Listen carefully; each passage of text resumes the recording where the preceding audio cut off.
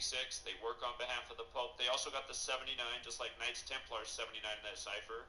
The Knights Templar work on behalf of the Pope. You have to be a Christian to be part of the Knights Templar order. You have to serve the Pope, you know, the Catholic Church. By the way, you guys, when I put up Gavin Newsom in his quote, did you notice his name's got the 142, 155, 56? Coronavirus has those three same numbers. 142, 155, 56. He was the first governor, Jesuit educated, to lock down a state, and a huge state at that. He got the ball rolling. And then right after that, and I predicted days in advance. I said, watch, when they get to March 22nd, 322, that Skull and Bones, because the Johns Hopkins, founded by the Skull and Bones member. You see how the Johns Hopkins University is 322? There's just so much to explain, you guys. But at the beginning of the year, we were saying, okay, Johns Hopkins is a big part of this. They're a Skull and Bones thing. We know what they do with their 322. I really think they're going to start locking places down on March 22nd. And that was 11 days after the pandemic was declared, right? Well, a bunch of places did go into lockdown on March 22nd, including New York City, which is Gotham City in the Batman series. And, of course, in Batman, they reference Skull and Bones. But, you know, we saw that March 22nd would be something. Gavin Newsom jump-started that weekend by, on March 19th, making his announcement about California locking down. And,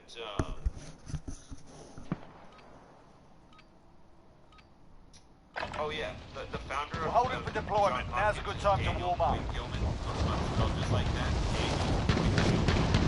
And we looked him up. Did I say the founder of Skull and Bones? If I said that, I missed it. He went to Skull and Bones at Yale. He created the Johns Hopkins. Enemy soldier incoming. But he's got that 76 in his name, just like Skull and Bones is 76. And look up the last Skull and Bones president, George W. Bush. His birthday is July 6, 76.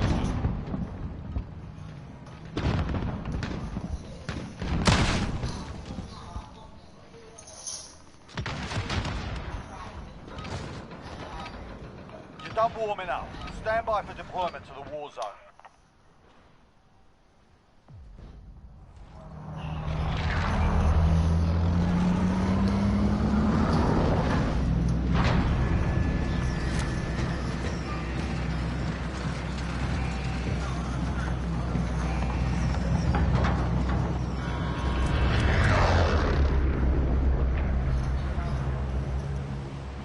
Battle Royale. Be advised, gas is closing in. Proceed to the safe zone.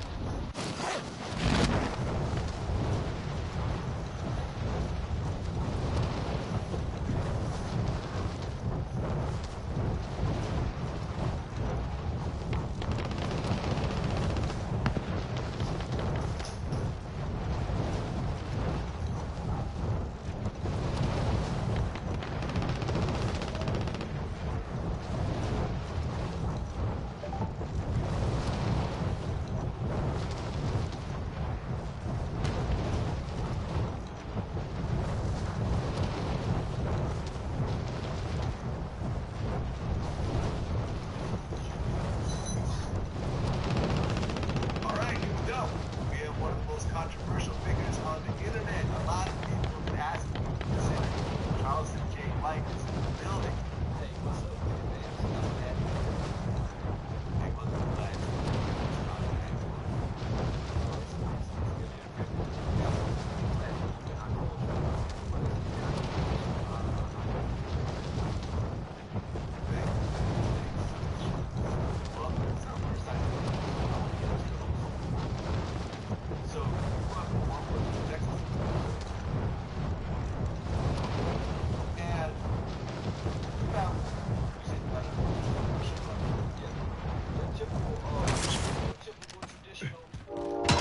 Lads, let's get it done.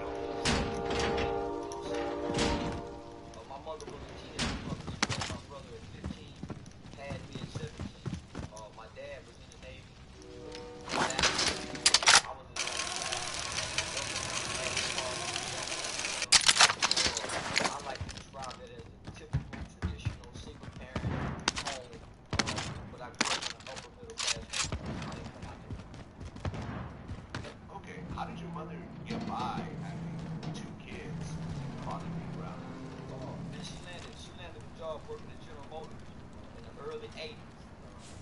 early 80s.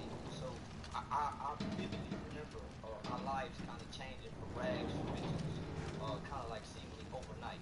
So and she was a hard working woman.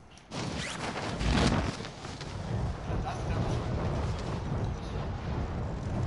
Okay, now, brother you mentioned was actually in trouble. Yeah, he was down for man, I remember I was probably about 7 to 8 years old. My brother was 10. He was upstairs watching television. And he looked at me and he said, "Boy, I'm gonna kill somebody."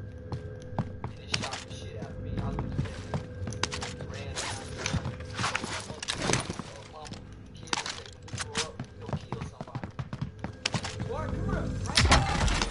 So, she spanked him. Rather than trying to see where that come from, right? My brother was an angry kid from the lack of father involvement. He seemed to be Losing ground. we didn't grow up in an abusive home. We had all the nice things, but we didn't. I don't know where the anger came from, but in hindsight, men just not having your daddy around and have you mad as a motherfucker as a little boy. And so he was one of those kids, and sadly, when he grew up, he killed somebody. Really? Serving a 99 year for a murder he committed at 17.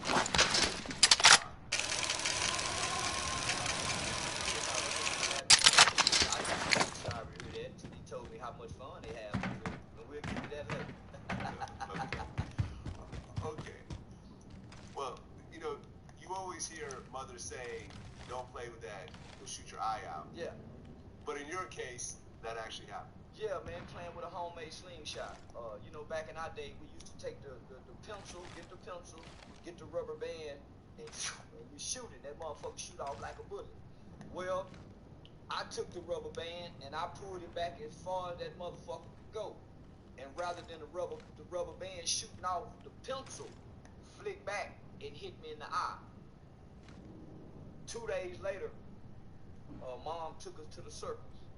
And I used to be fascinated with clowns as a kid. And there was a bunch of clowns standing outside bullshitting around. And I got excited and I took off running toward the clowns. And as I took off running, I ran into a pole because my vision was blurry. And from me running into that pole, the impact of that pole caused me to have a blood clot in back of I think either my lens or my cornea.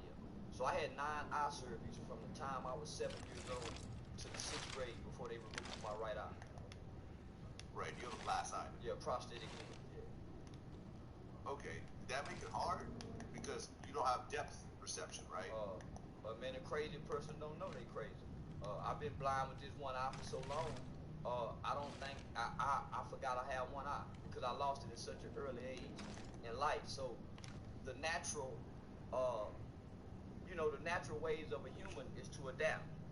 So if you lose an arm, you go adapt to not having that arm. So I lost that eye at such an early age in life, man. I adapted, and so sometimes I forget I only got one eye.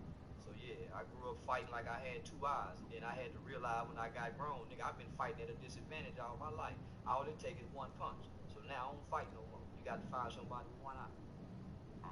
There you go. There you go.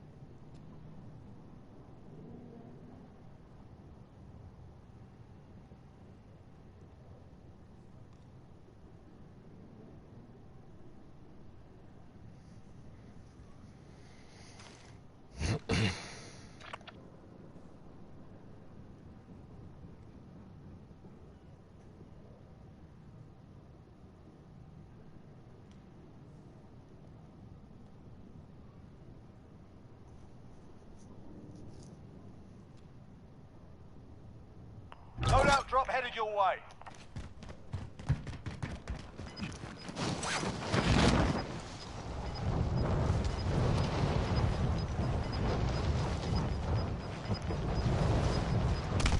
Gas is inbound. Marking new safe zone.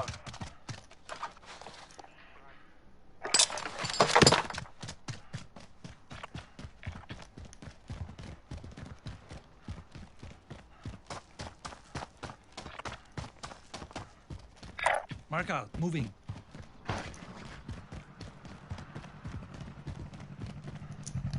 I'm driving. Hop in.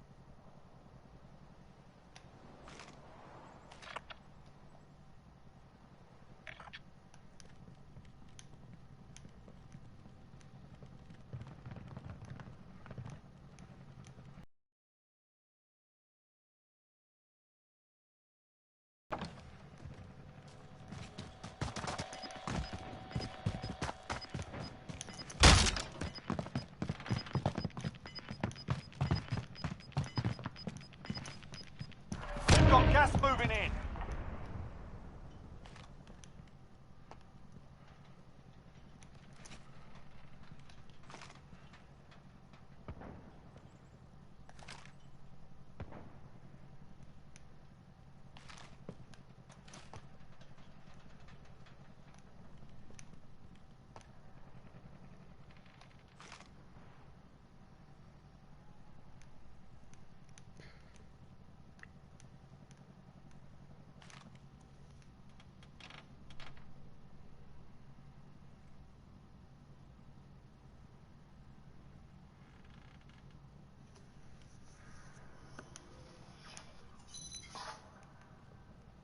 You're telling me that you grew up in a middle class household. Your Yeah. mom had a good job.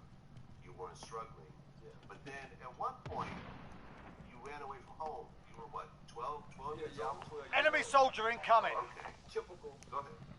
typical adolescent, right? 11, 12, 13, that's your pre-adolescent stages, right? So growing up with mom, mom was loving. I'm a mama's boy, as most niggas are, right? Nigga coming out the household with mama and grandmama, either grandmama's baby or my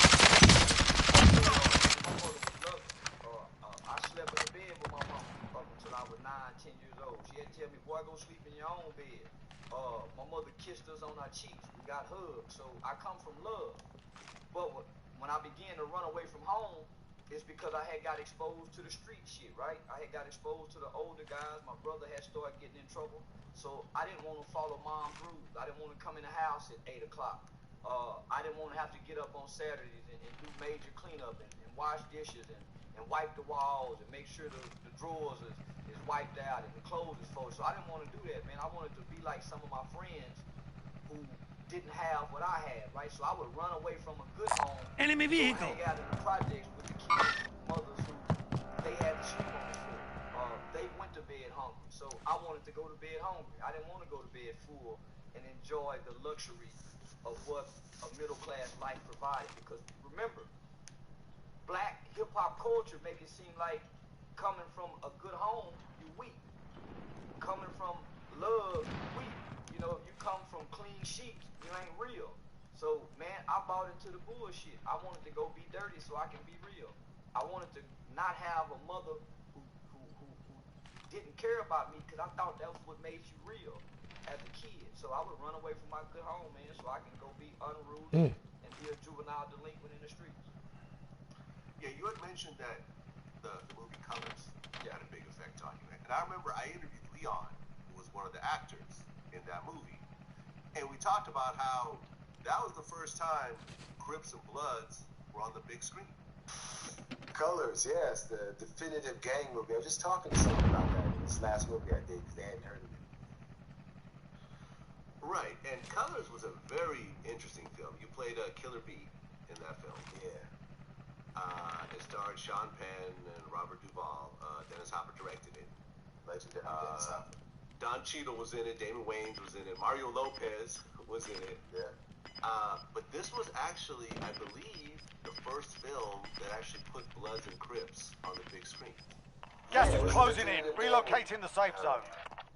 And from the soundtrack to the extras, they were really gang members. And you know, as actors, Robert Duvall and especially Sean Penn, you know, they get deep. Enemy into UAV overhead. And so was everybody else. And so that, you know, when you have people at the top doing that, it makes for a very realistic movie. Like, if you didn't live in LA, you would never even heard of these gangs before. But suddenly, you had these guys with blue and red rags that became a nationwide, you know, exposure. They became a phenomenon. And for people like you,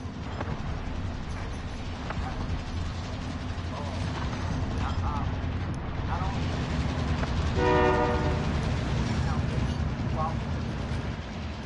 as a right, his brain became a foundation of who I thought I was going to be as an athlete, right?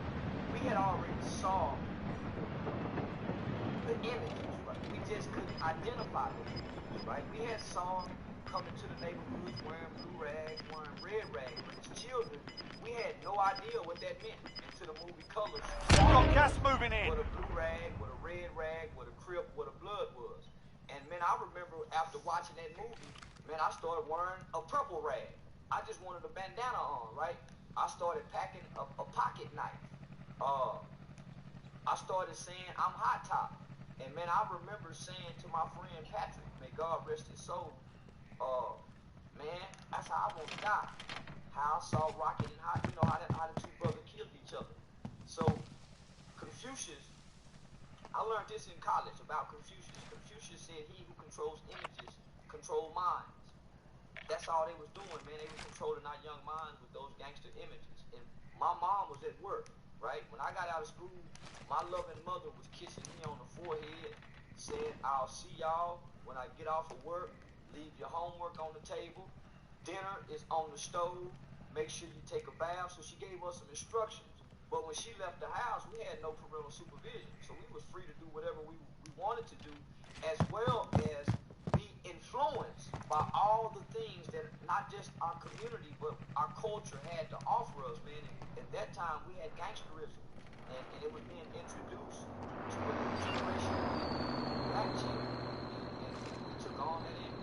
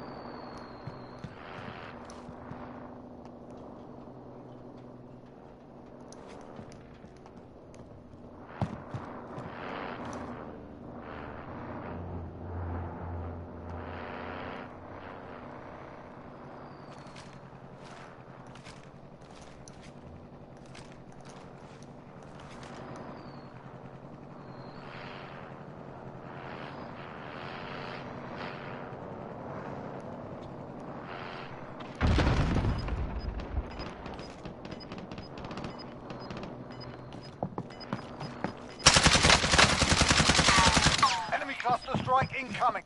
Gas is closing. Get to the new safe zone.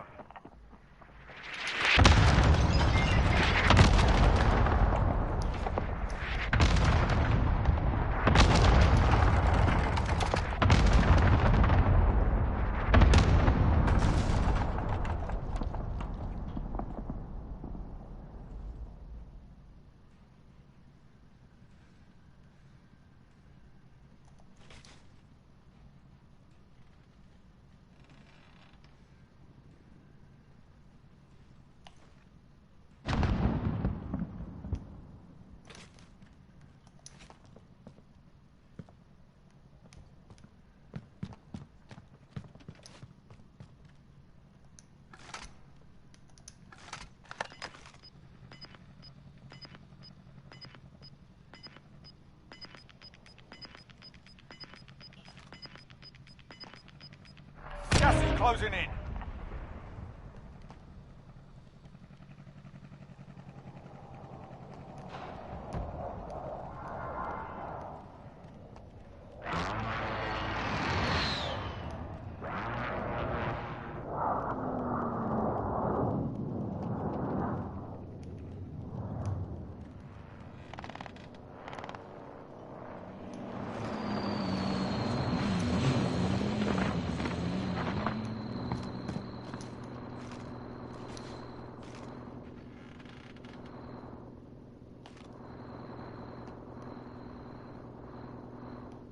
Enemy UAV overhead.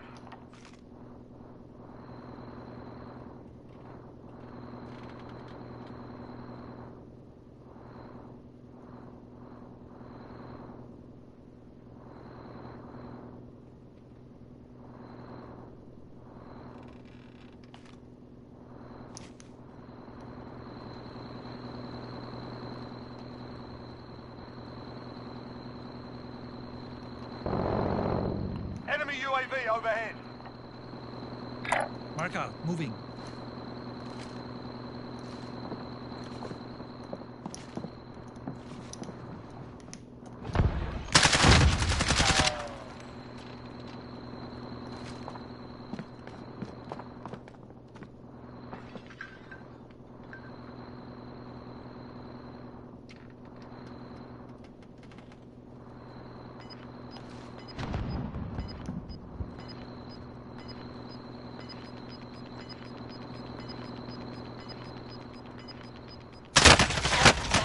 Now it's a ghost town. Gas is closing. Get to the new safe zone. Fuck. 25 remain. We lost that one, but we'll come back stronger next time.